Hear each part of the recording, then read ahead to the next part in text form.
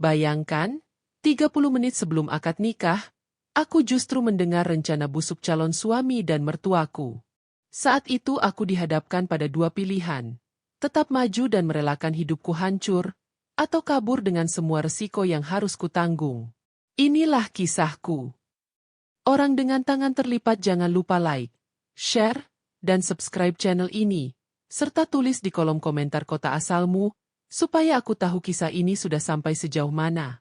Hari itu, sinar matahari pagi menembus jendela besar rumah orang tuaku, memantul pada tirai putih yang sudah disetrika rapi. Udara wangi bunga melati, mawar, dan sedap malam memenuhi setiap sudut ruang tamu. Sejak subuh, rumah kami tak pernah sepi dari suara orang yang lalu lalang. Keluarga, tetangga, vendor pernikahan, semua sibuk dengan tugas masing-masing. Aku duduk di kursi rias yang disiapkan khusus di kamar pengantin. Gaun putih berlapis payet menggantung anggun di dinding, menunggu saatnya kupakai. Di atas meja, setumpuk perhiasan emas yang dipinjamkan keluarga ibuku berkilau terkena cahaya lampu. Semua tampak sempurna, terlalu sempurna hingga aku sempat merasa seolah sedang hidup di dalam sebuah dongeng. Pagi itu aku mencoba meyakinkan diriku, ini hari bahagiamu. Semua orang menanti. Jangan sampai ragu. Aku menghela napas panjang, menatap wajahku sendiri di cermin. Make-up tipis sudah mulai dirias oleh seorang perias profesional. Ia tersenyum padaku sambil berkata lembut, "Aduh, cantiknya, calon pengantin seperti bidadari. Mas, nanti pasti makin jatuh cinta." Aku ikut tersenyum, meski dalam hatiku ada rasa ganjil. Entah sejak kapan, perasaan itu muncul, sebuah firasat samar yang tidak bisa kuterjemahkan. Calon suamiku, Reza, memang bukan pilihanku sepenuhnya. Ia adalah pilihan keluarga. Lebih tepatnya pilihan ayahku yang percaya bahwa lelaki itu bisa menjadi penopang masa depan bagiku. Reza, dalam pandangan orang lain, adalah paket lengkap, berwajah tampan, berkarisma, memiliki usaha keluarga yang sedang naik daun, dan tentu saja, berasal dari keluarga terpandang. Semua itu terdengar meyakinkan, bahkan membuat banyak perempuan iri padaku. Namun, dalam beberapa kali pertemuan sebelum hari ini, ada sesuatu darinya yang selalu membuatku bertanya-tanya. Senyumnya manis, tutur katanya sopan. Tapi entah mengapa tatapan matanya seringkali terasa dingin, seolah menyembunyikan sesuatu. Mungkin aku saja yang terlalu sensitif. Aku menepis pikiran itu berkali-kali. Kedua orang tuaku begitu bahagia dengan pertunangan kami. Ibu selalu berkata, "Nak, hidup itu butuh kepastian. Lelaki seperti Reza itu langka. Jangan sia-siakan kesempatanmu." Ayahku, yang biasanya keras, tiba-tiba menjadi lembut setiap kali membicarakan Reza. Ia percaya, menantu pilihannya itu akan membawa nama baik keluarga dan menjaga masa depanku dengan layak. Dan aku hanya anak sulung yang sejak kecil terbiasa patuh pada kehendak keluarga. Aku tidak ingin mengecewakan mereka. Jika pernikahan ini adalah cara membuat mereka bahagia, maka aku rela. Tapi apakah kebahagiaan orang lain bisa menjamin kebahagiaanku sendiri? Pertanyaan itu menghantui, terutama malam sebelum akad. Aku sulit tidur, memandang langit-langit kamar yang diterangi cahaya redup lampu tidur. Suara-suara di luar kamar, orang yang masih sibuk menata dekorasi, menyiapkan makanan, bahkan latihan musik gamelan, semua seperti gema yang jauh. Besok aku akan menjadi istri seseorang. Besok statusku akan berubah selamanya. Apakah aku siap? Air mataku hampir menetes tanpa alasan jelas. Aku cepat-cepat menutup mata, mencoba tidur, mencoba percaya bahwa semua ini demi kebaikan. Pagi ini, ketika semua orang menyambutku dengan senyum, aku paksa wajahku ikut berseri. Aku tidak ingin terlihat lemah. Tidak ingin ada yang tahu tentang keraguan kecil yang membayang. Rombongan keluarga besar Reza sudah tiba sejak jam 8. Dari jendela kamar, aku bisa melihat mereka. Ibu-ibu dengan kebaya mewah, bapak-bapak dengan jas elegan, Dan tentu saja Reza sendiri, berdiri gagah dengan beskap hitam. Ia tampak seperti pangeran yang siap menjemput putri. Aku menarik napas panjang. Inilah jalan yang sudah kupilih. Tidak ada lagi kesempatan untuk mundur. Perias menyelesaikan polesan terakhir di wajahku. Aku dipakaikan gaun putih berkilau, lalu selendang panjang yang menjuntai sampai lantai. Semua mata yang melihatku terpesona. Mereka bertepuk tangan kecil, mengagumi betapa cantiknya aku pagi itu. Astaga, benar-benar seperti bidadari turun dari kayangan, kata salah seorang saudara perempuan sambil menahan haru. Aku tersenyum tipis. Terima kasih. Namun, di balik senyum itu, dadaku berdegup lebih cepat dari biasanya. Jantungku seakan menolak kenyataan. Tapi bibirku terus berusaha meyakinkan semua orang bahwa aku bahagia. Ketika jam dinding menunjukkan pukul 8:30, salah satu panitia masuk ke kamar. Mbak, persiapan sudah hampir selesai. Akad akan dimulai pukul 9 tepat. Harap bersiap-siap, ya? Aku mengangguk sopan. Baik. Begitu panitia itu keluar, aku kembali menatap wajahku di cermin. Gaun putih ini, make up ini, senyum palsu ini, semua seperti topeng. Aku ingin percaya bahwa ini bahagia, tapi jauh di dasar hatiku, ada suara kecil yang berbisik, hati-hati. Tidak semua yang terlihat indah itu benar-benar indah. Dan aku tidak tahu, bisikan itu ternyata adalah pertanda yang akan menyelamatkan hidupku. Inilah awal dari sebuah pernikahan yang terlihat sempurna, tapi ternyata menyimpan sesuatu yang kelam. Aku duduk di kursi rias, masih menatap bayangan diriku di cermin. Gaun putihku berkilau terkena pantulan cahaya lampu. Semua tampak sempurna, namun jantungku terus berdetak lebih cepat. Seakan tubuhku tahu ada sesuatu yang akan terjadi. Di luar kamar, suara tamu dan keluarga terdengar riuh. Lantunan musik tradisional samar-samar masuk ke telingaku. Semua orang sibuk dengan urusannya, seolah dunia sedang bersiap untuk menyaksikan momen paling indah dalam hidupku. Perias meninggalkanku sebentar untuk mengambil sesuatu di luar. Aku sendirian di ruangan itu, hanya ditemani gaun, perhiasan, dan cermin besar yang terus memantulkan wajahku. Lalu, tiba-tiba telingaku menangkap suara dari ruangan sebelah. Awalnya samar. Aku tidak berniat menguping. Tapi tembok kamar ini terlalu tipis untuk menahan suara percakapan. Aku bahkan bisa mengenali suara siapa itu. Suara berat, berwibawa, yang sudah sangat kukenal. Calon mertuaku. Tenang saja, Zah, katanya dengan nada rendah tapi jelas. Setelah akad, semua urusan akan lebih mudah. Perempuan itu akan jadi milikmu. Mau kamu apakan pun, dia tidak akan bisa lari. Aku membeku. Perempuan itu? Maksudnya aku? Belum sempat aku mencerna. Suara Reza, calon suamiku, terdengar menyahut. Iya, Pak. Aku tahu. Dia memang polos, gampang dibujuk. Aku rasa, setelah ini dia tidak akan banyak protes. Apalagi keluarga besarnya sudah terikat dengan kita. Aku hampir menjatuhkan cermin kecil yang kugenggam. Tangan gemetar, bibir kering, tapi aku terus mendengarkan. Dan soal harta keluarganya, suara sang mertua kembali terdengar, kali ini lebih serius. Kau harus pandai-pandai mengatur. Jangan sampai dia menyadari kalau kita memanfaatkannya. Biarkan dia merasa kita menikah karena cinta, padahal semua ini hanya soal kepentingan. Ada jeda sebentar, lalu suara tawa kecil Reza mengikutinya. Tenang, Pak. Aku tahu cara membuatnya percaya. Dia sudah buta oleh kata-kata manis. Lagi pula, dia tipe perempuan yang terlalu takut mengecewakan keluarganya. Dia pasti akan patuh. Hatiku seperti diremas. Kata-kata itu menusuk lebih tajam daripada pisau. Semua janji manis, semua sikap lembut yang kuterima darinya selama ini, ternyata hanya topeng.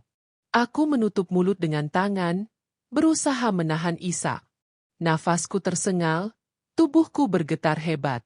Ya Tuhan, apa yang baru saja kudengar? Apakah ini mimpi buruk di siang bolong? Suara kursi digeser dari ruangan sebelah membuatku terlonjak. Aku buru-buru mundur dari dinding, takut kalau mereka tahu aku mendengarkan. Kembali aku duduk di kursi rias, berpura-pura tenang, meski tubuhku masih gemetar. Aku menatap cermin, tapi yang kulihat bukan lagi pengantin cantik. Yang kulihat adalah seorang gadis yang akan dijebloskan ke dalam perangkap tanpa disadari. Air mata jatuh tanpa bisa kutahan. Aku mengusapnya cepat-cepat agar tidak merusak riasan. Tapi semakin aku coba kuat, semakin deras air mataku mengalir. Apa yang harus kulakukan? Akad hanya 30 menit lagi. Semua orang sudah datang. Jika aku mundur sekarang, keluargaku akan menanggung malu. Tapi jika aku maju, aku akan mengikatkan hidupku pada kebohongan. Monolog itu berputar-putar di kepalaku, membuatku hampir gila. Tiba-tiba pintu kamar terbuka. Aku buru-buru menoleh. Itu ibuku, masuk dengan wajah sumringah. Nak, kamu cantik sekali. Astaga, ibu sampai hampir tidak percaya ini putri ibu sendiri, katanya sambil menahan haru. Aku memaksakan senyum, padahal wajahku masih basah. Ibu, suaraku bergetar. Ibu mendekat, merapikan selendang gaunku. Sudah siap, sayang? Sebentar lagi akad dimulai. Jangan gugup. Ya, ingat, ini hari terindah dalam hidupmu. Hatiku semakin hancur. Jika aku menceritakan apa yang kudengar, apakah ibu akan percaya? Atau justru menganggapku mencari alasan untuk lari dari pernikahan ini? Aku menahan diri. Ibu, suaraku nyaris tak terdengar. Kalau sesuatu terasa salah, apa aku boleh mundur? Ibu terkejut, menatapku dengan alis berkerut. Mundur? Apa maksudmu? Jangan bicara sembarangan, Nak.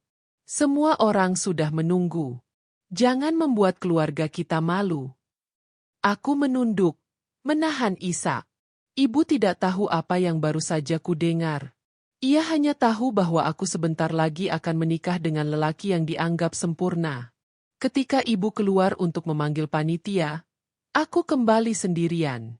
Aku menatap gaun putih ini, selendang panjang ini, segala simbol kebahagiaan yang kini terasa seperti jerat. Apa aku bisa bertahan? Apa aku tega menghancurkan harapan keluargaku demi menyelamatkan diriku sendiri? Pertanyaan itu berulang-ulang menghantam batinku. Aku berjalan ke arah jendela. Dari sana aku bisa melihat halaman depan, dipenuhi tamu undangan yang mulai duduk di kursi-kursi. Mereka semua datang dengan wajah gembira, berharap menyaksikan pernikahan yang indah. Aku menggenggam tirai, menahan tangis. Kalian semua tidak tahu aku sedang dikorbankan. Suara panitia mengetuk pintu, memanggilku untuk bersiap. Aku berbalik, menatap sekali lagi wajahku di cermin. Aku melihat seorang perempuan muda dengan gaun putih, tapi matanya kosong. Air mataku menetes lagi. Aku sadar, aku tidak bisa berpura-pura bahagia lebih lama. Aku menundukkan kepala, berbisik pada diriku sendiri. Tuhan, beri aku petunjuk. Apa yang harus kulakukan? Jika aku salah melangkah, hidupku akan hancur. Jika aku melawan, keluargaku akan kecewa. Tolong tunjukkan jalannya. Dan di saat itulah, aku mulai sadar. Mungkin satu-satunya jalan hanyalah kabur. Waktu berjalan lambat. Jarum jam di dinding terasa berputar begitu pelan, padahal detik-detik menuju akad semakin dekat. Suara-suara di luar ruangan seperti gema yang jauh, bercampur dengan suara degup jantungku sendiri yang tak henti-hentinya berpacu. Aku duduk di kursi rias, gaun putih melekat di tubuhku, tapi aku merasa seperti orang asing di dalam kulitku sendiri. Seolah-olah yang duduk di kursi itu bukan aku, melainkan boneka yang dipaksa tersenyum dalam pementasan sandiwara besar. Kata-kata Reza dan ayahnya terus berputar di kepalaku. Dia polos, gampang dibujuk, Jangan sampai dia sadar kalau kita memanfaatkannya. Setiap kali teringat, tubuhku bergetar. Bukan hanya marah, tapi juga hancur. Aku menutup mata, mencoba bernapas dalam-dalam, tapi justru yang muncul adalah kilasan kenangan. Semua pertemuan dengan Reza sebelum hari ini terasa seperti film usang yang diputar ulang. Tapi kini aku melihatnya dengan kacamata baru. Aku teringat pertama kali bertemu Reza. Itu di ruang tamu rumahku, ketika ia datang bersama orang tuanya. Ia tersenyum hangat, menyapaku dengan sopan, bahkan membawakan setangkai bunga mawar putih. Aku yang kiku kala itu hanya bisa membalas dengan senyum kecil. "Namaku Reza," katanya sambil menatapku. "Aku berharap kita bisa saling mengenal lebih jauh." Saat itu aku merasa ada ketulusan di matanya. Tapi sekarang, setelah mendengar rencana busuknya, aku sadar, semua itu hanyalah akting. Lalu aku teringat saat kami pertama kali berbicara berdua. Ia menanyakan hobi, cita-citaku, bahkan mendengarkan cerita kecil tentang masa kecilku. Aku sempat berpikir, mungkin dia benar-benar tertarik padaku. Namun kini aku sadar, setiap kali aku bercerita, matanya tidak pernah benar-benar memandangku. Ia hanya menunggu celah, mempelajari kelemahanku, mencari cara untuk mengikatku lebih erat dalam jebakan yang disiapkannya. Aku teringat ketika ia berkata, "Aku ingin membuatmu bahagia." Dan aku percaya. Betapa bodohnya aku. Air mataku kembali jatuh. Aku menunduk, takut merusak riasan, tapi aku tidak peduli lagi. Apa artinya cantik kalau hatiku hancur berkeping-keping? Di luar, aku mendengar suara tawa Reza bersama teman-temannya. Mereka terdengar santai, bercanda, seolah hari ini benar-benar perayaan kebahagiaan. Suaranya begitu ringan, tanpa beban. Aku menggenggam ujung gaunku erat-erat, kukuku hampir menembus kain. "Bagaimana mungkin kau bisa tertawa, Reza? Bagaimana mungkin kau bisa begitu tenang sementara aku hampir kehilangan napas mendengar rencanamu?" Aku merasa ditusuk dari belakang, oleh orang yang seharusnya melindungiku. Ketukan pelan di pintu membuyarkan lamunanku. "Nak, sudah siap?" Suara ayahku dari luar. Aku buru-buru menyeka air mata, mencoba menenangkan suara. "Iya, yah, sebentar lagi." "Bagus. Jangan lama-lama, ya. Semua sudah menunggu." Langkah kaki ayah menjauh. Aku menutup wajah dengan kedua tangan, menahan isak yang hampir pecah lagi. Ayahku begitu bangga hari ini, begitu yakin bahwa ia telah memilihkan menantu terbaik untukku. Jika aku membatalkan pernikahan ini, ia akan hancur, malu di depan semua orang. Tapi jika aku melanjutkannya, akulah yang akan hancur. Luka ini mungkin tak akan pernah sembuh. Aku menoleh ke arah cermin. Wajahku tampak tenang, tapi mata bengkak karena tangisan. Di balik senyum tipis yang kupaksakan, aku tahu ada luka yang tak bisa dilihat siapapun. Tidak ada yang tahu, tidak ada yang mengerti. Aku berbisik pada bayanganku sendiri. Mereka semua hanya melihat gaun putih ini, riasan cantik ini, pesta besar ini. Tapi mereka tidak tahu hatiku sedang berdarah. Aku berdiri, berjalan pelan menuju jendela. Dari sana aku melihat kursi-kursi yang dipenuhi tamu. Wajah-wajah penuh senyum, menanti momen indah. Aku ingin berteriak, ingin mengatakan kebenaran, bahwa aku sedang dipermainkan, bahwa semua ini palsu. Tapi suaraku terkunci di tenggorokan. Aku hanya bisa menangis dalam diam, menanggung luka yang tak terlihat siapapun. Tiba-tiba ponselku berbunyi.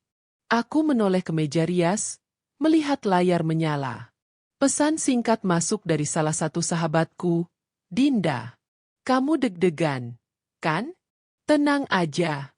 Semua orang lihat kamu cantik banget hari ini. Aku yakin kamu bakal jadi istri yang bahagia." Aku menatap pesan itu lama. Tanganku gemetar. Bagaimana aku bisa menjawab? Bagaimana aku bisa menjelaskan pada Dinda bahwa aku bukan pengantin yang bahagia, melainkan pengantin yang terjebak? Aku mengetik balasan, lalu menghapusnya lagi. Air mata jatuh menodai layar ponsel. Akhirnya aku hanya menaruhnya kembali ke meja, tanpa menjawab. Detik demi detik terasa seperti siksaan. Setiap kali suara gamelan berbunyi di luar, hatiku semakin tercekik. Aku kembali duduk, mencoba menenangkan diri. Aku menatap cermin sekali lagi. Kamu harus kuat. Aku berbisik pada diriku sendiri. Entah bagaimana caranya, kamu harus menyelamatkan diri. Namun di saat yang sama, aku juga sadar, langkah itu tidak mudah. Membatalkan pernikahan di saat terakhir berarti mencoreng nama baik keluarga. Aku bisa dibenci, dicaci, bahkan dikucilkan. Tapi luka yang kurasakan saat ini, jauh lebih menakutkan. Luka batin, luka yang tak terlihat, tapi akan menemaniku seumur hidup jika aku tetap maju. Aku menutup mata, membiarkan air mata mengalir deras. Tuhan, aku tidak sanggup. Aku tidak sanggup hidup dengan kebohongan. Dan di sanalah, untuk pertama kalinya, aku mulai benar-benar yakin. Aku harus memilih diriku sendiri, meski dunia membenciku. Jam dinding berdetak pelan, tapi suara itu terasa begitu keras di telingaku. Tik, tak, tik, tak. Seolah setiap detik adalah palu yang menghantam hatiku. Aku kembali duduk di kursi rias, mencoba menata napas. Di luar, panitia sudah sibuk mengatur tamu. Sesekali terdengar pengumuman dari pengeras suara, meminta semua orang bersiap untuk menyaksikan akad. Aku tahu waktuku tidak banyak. Hanya 30 menit tersisa sebelum aku benar-benar kehilangan segalanya. Aku menatap cermin. Wajah pengantin yang seharusnya bersinar bahagia kini terlihat pucat. Mata yang biasanya berbinar kini kosong, seperti kehilangan cahaya. Ini hidupku, aku berbisik lirih. Jika aku melangkah salah, tidak ada jalan kembali. Aku menggenggam gaunku erat-erat, merasakan kainnya yang dingin di kulitku. Rasanya seperti jerat, bukan pakaian indah. Ketukan pintu terdengar lagi. Kali ini lebih keras. Nak, sudah siap? Sebentar lagi akad dimulai. Suara ibuku, penuh semangat dan harap. Aku menoleh ke pintu, ingin sekali berteriak. Bu, aku tidak bisa. Aku tidak sanggup. Tapi suaraku terkunci di tenggorokan. Aku hanya menjawab lirih. Iya, Bu, sebentar lagi. Langkah kaki ibuku menjauh. Hening kembali. Aku berdiri, berjalan ke arah jendela. Dari balik tirai, aku bisa melihat kursi-kursi penuh dengan tamu undangan. Wajah mereka ceria, penuh senyum, menanti sebuah momen indah. Di panggung pelaminan, dekorasi bunga berwarna putih dan emas sudah ditata dengan sempurna. Kursi pengantin kosong, menungguku dan Reza duduk di sana sebagai pasangan sah. Aku menggenggam tirai, tangisku nyaris pecah lagi. Mereka semua tidak tahu. Mereka hanya datang untuk pesta, untuk menyaksikan sandiwara ini. Mereka tidak tahu aku akan terjebak seumur hidup. Suara gamelan kembali berbunyi, menambah tegang suasana. Lalu terdengar suara panitia, keluarga pengantin pria, silakan menuju tempat akad. Pengantin wanita sebentar lagi akan dipanggil. Dadaku sesak. Waktu tinggal sedikit. Aku berjalan kembali ke kursi rias, duduk, lalu menatap cermin lagi. Seolah aku berbicara dengan diriku sendiri. Kamu punya dua pilihan, kataku pada bayangan di cermin. Pertama, kamu maju. Kamu membiarkan semua orang bahagia, keluargamu bangga, semua tamu puas. Tapi dirimu, kau akan hidup dalam kebohongan, dalam luka, dalam perangkap yang sudah mereka siapkan. Aku berhenti sejenak, air mata kembali jatuh. Kedua, kamu kabur. Kau tinggalkan semuanya. Keluargamu akan kecewa, mungkin membencimu. Semua tamu akan bergunjing. Mungkin kau akan dicap perempuan hina. Tapi, kau akan selamat. Kau masih punya dirimu sendiri. Aku menggenggam tanganku sendiri erat-erat. Tubuhku gemetar. Aku tidak tahu apakah aku sanggup menanggung malu itu. Tapi aku juga tidak sanggup menanggung hidup dalam penjara. Suara Reza terdengar samar dari luar. Ia sedang berbicara dengan panitia. Suaranya santai, percaya diri, seakan tidak ada apapun yang salah. Aku memejamkan mata, mengingat percakapan busuknya dengan ayahnya tadi. Kata-kata itu seperti racun yang terus merayap di pikiranku. Dia polos, gampang dibujuk. Kita bisa manfaatkan keluarganya. Dadaku kembali sesak. Tidak. Aku tidak boleh membiarkan diriku menjadi korban. Aku harus memilih jalan kedua, meski itu berarti kabur. Aku berjalan ke arah jendela lagi. Kaca jendela sudah terbuka sedikit. Angin masuk, mengibaskan tirai putih tipis. Di luar sana, ada jalan setapak yang menuju ke belakang gedung. Aku menatapnya lama. Itu jalan kebebasanku. Tapi juga jalan menuju resiko besar. Tanganku meraih gagang jendela. Aku dorong lebih lebar. Udara segar langsung menyapa wajahku, membawa aroma bunga bercampur asap dapur dari tempat catering. Aku berdiri di sana, tubuhku gemetar hebat. Apakah aku berani? Apakah aku tega meninggalkan semuanya? Kilasan wajah ayah dan ibuku muncul di benakku. Ayah yang begitu bangga hari ini. Ibu yang begitu bahagia melihatku dalam gaun pengantin. Mereka menunggu di luar sana, menanti anak mereka menikah dengan pria yang mereka percayai. Jika aku kabur, semua kebanggaan itu akan runtuh.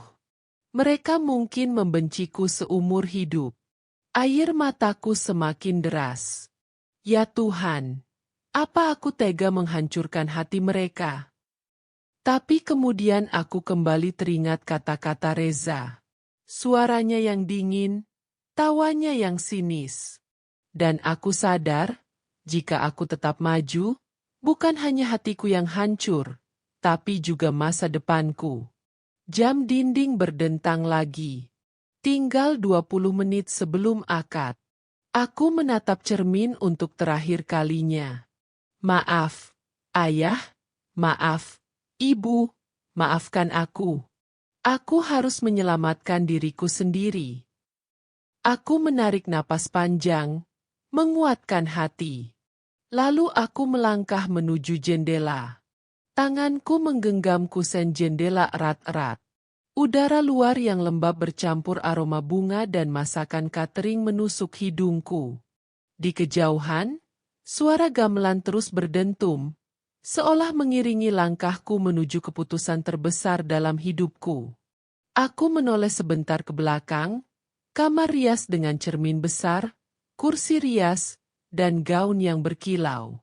Semua itu seakan berteriak, memanggilku untuk kembali dan menjalani peran sebagai pengantin. Tapi aku tahu, jika aku kembali, aku akan kehilangan diriku sendiri. Aku menguatkan hati. Dengan gaun panjang yang berat, aku melangkah keluar jendela. Tumit sepatuku nyaris tersangkut di kusen, membuatku hampir jatuh. Aku meraih tirai untuk menjaga keseimbangan, lalu meloncat pelan ke tanah. Degup jantungku semakin cepat. Tanganku berkeringat, tubuhku gemetar hebat. Aku merasa seperti pencuri yang kabur dari rumah sendiri. Aku berlari kecil menyusuri jalan setapak di belakang gedung. Gaun putihku menyeret tanah, ujungnya kotor oleh lumpur. Nafasku tersengal, tapi aku tidak peduli. Di belakang, suara gamelan masih terdengar samar. Panitia dan keluargaku pasti sibuk mempersiapkan akad. Tidak ada yang menyadari bahwa pengantinnya sedang melarikan diri. Aku terus berlari, melewati deretan pohon, melewati dapur catering tempat para pekerja sibuk mengaduk panci besar.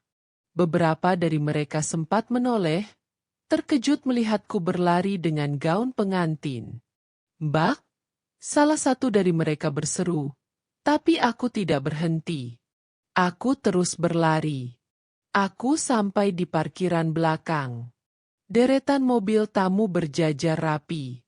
Udara panas bercampur bau bensin membuatku mual. Tapi aku tidak punya waktu. Aku mencari-cari, lalu mataku menangkap sebuah motor tua milik salah satu pekerja. Kuncinya tergantung di stang, mungkin ia terlalu sibuk hingga lupa. Tanpa pikir panjang, aku mendekat. Tanganku gemetar saat memutar kunci. Motor itu menyala, suara mesinnya cukup keras, membuat beberapa orang menoleh. Aku memasang helm seadanya yang tergantung di sana. Gaunku menyulitkan gerakan, tapi aku paksa tubuhku naik ke motor. Dengan tangan gemetar, aku menarik gas. Motor itu melaju, meninggalkan parkiran, meninggalkan gedung pernikahan, meninggalkan semua yang sudah disiapkan dengan begitu megah. Angin menerpa wajahku, membuat air mata semakin deras mengalir. Jalanan desa yang biasanya terasa damai kini seperti jalur pelarian seorang buronan. Aku menoleh sekali lagi ke belakang. Gedung pernikahan terlihat mengecil. Suara musik semakin jauh. Hatiku campur aduk, antara lega, takut, sedih, dan hancur. Aku sadar, saat ini keluargaku pasti sedang panik. Ayah dan ibu mungkin mencari-cari aku. Tamu-tamu mulai bergunjing. Panitia kebingungan. Reza, mungkin marah, mungkin kaget, mungkin merasa dipermalukan. Tapi aku tidak bisa memikirkan itu sekarang. Yang penting aku selamat. Aku terus melaju hingga sampai di pinggir kota. Nafasku masih tersengal, tanganku sakit karena terlalu erat memegang stang motor. Aku menepi di sebuah halte kosong, mematikan mesin, lalu turun. Gaunku kotor, wajahku basah oleh air mata dan keringat. Aku duduk di bangku halte, menutup wajah dengan kedua tangan. Untuk pertama kalinya, aku bisa bernapas lebih lega. Aku berbisik, aku berhasil keluar. Tapi bersamaan dengan itu, rasa takut menyergap.